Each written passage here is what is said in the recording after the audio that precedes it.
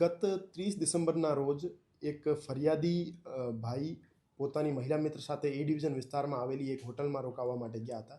જ્યારે એ હોટલમાંથી પરત થતા હતા ત્યારે એમને એક અજાણ્યો માણસ મળીને ધમકાવવા માંડ્યો કે હું રાજકોટ ક્રાઇમ બ્રાન્ચમાં છું અને હું તમારા વિરુદ્ધ ફરિયાદ દાખલ કરી દઈશું. તમે છોકરીને લઈને હોટલમાં ગયા છો અને જે તમારી બદનામીથી બચવું હોય તો મને 50,000 રૂપિયા આપો.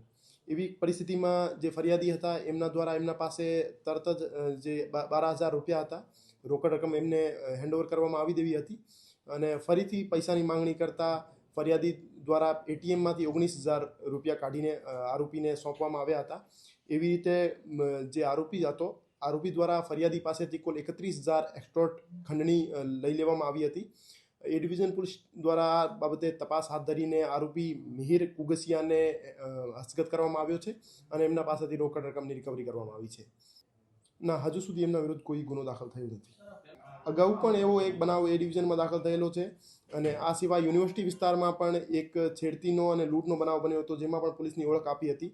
મારી આમ જનતાથી અપીલ છે કે જ્યારે પણ કોઈ માણસ તમારા પાસેથી પોલીસની ઓળખ આપી પૈસાની માંગણી કરે ત્યારે એમની આઈડેન્ટિટી ખરેખર વેરીફાઈ કરવાની તમારે રહેશે. એમના પાસેથી આઈડી કાર્ડ માંગો અને કોઈને ખોટી પોલીસની ઓળખ આપીને તમારા સાથે કોઈ ખંડણી માંગનાર માણસની તમને જાણકારી મળે તો આપ ડીસીપી ઝોન 2 ઓફિસ અથવા સીપી સાહેબ અથવા જે પણ હાયર અધિકારી છે એમને મળીને રજૂઆત કરી શકો છો.